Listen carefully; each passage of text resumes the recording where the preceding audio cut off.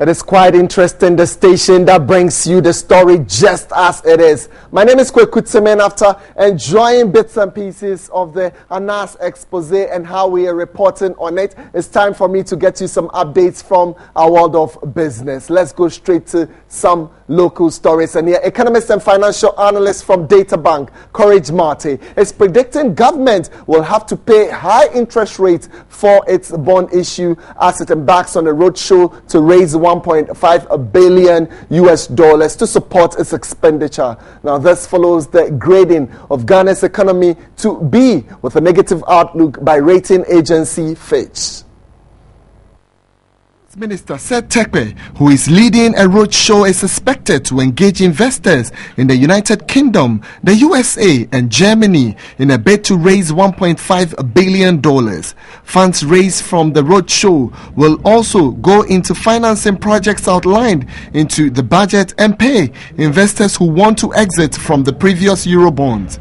Although government remains positive the roadshow will be highly successful, economist and financial analyst Courage Marty tells TV3 Business investors are likely to punish the country by slapping high interest margins on the coupon rates should they consider the ratings by Fitch. You will have investors putting in higher interest rate that are expected because averagely last year you had your CD depreciating by 32%. That's a higher debt financing cost. So far, we've had our CD being so volatile. Half year, we've had 26% depreciation. So far, we've had close to 16-17% depreciation. That's a higher debt financing cost. And so because of this, investors are wary that your ability to, service this debt is weakening by the day. And because of that, they want a premium. They want to charge a premium on the interest rate that they quote. And because of this, you're likely to see higher interest rate being quoted by investors. Ratings agency Fitch has kept Ghana's credit ratings at B,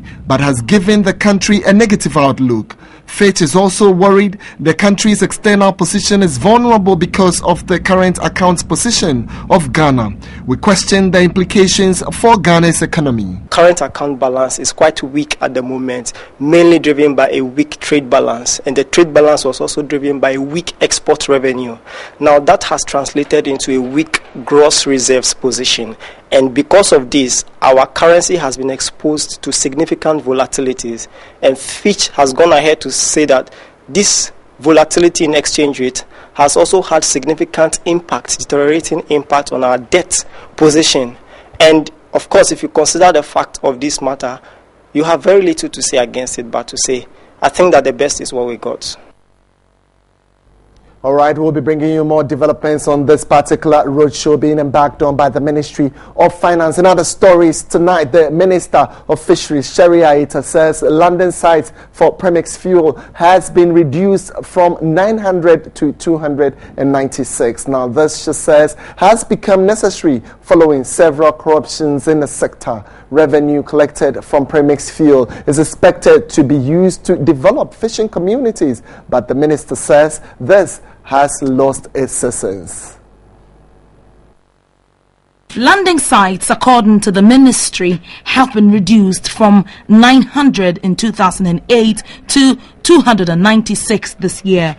The original idea had been diluted to the extent that there was a proliferation of premixed fuel sale points owned by individuals rather than fishers, resulting in rampant diversion of the product. There were frequent shortages of the product to the disadvantage of the fishing community. As part of efforts of streamlining the sector, a premix committee has been put together with set guidelines. The committee will start work on September 28, but the minister says this will not address all the problems as the sector is bedeviled with other challenges. The cycle of shortage of petroleum products also threatened the sector.